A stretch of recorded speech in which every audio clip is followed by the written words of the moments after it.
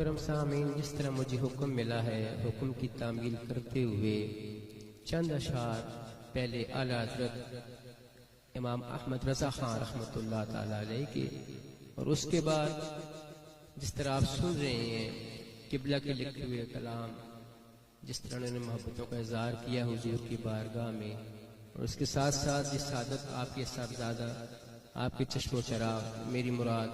قاضی عابد الدائم عابد صاحب جو آپ کے سامنے تشریف فرما ہے، انہوں نے بھی نعتیں لکھی ہیں، اور بالخصوص ایک نعت پاک جو ہے میلاد شریف کے متعلق ہے آپ کی لکھی ہوئی،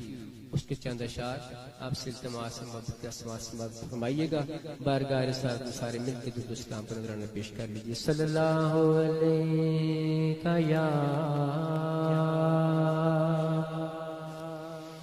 یا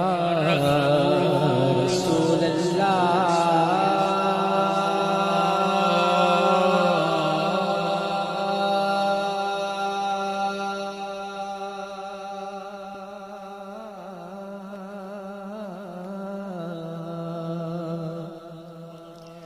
وسلم علیک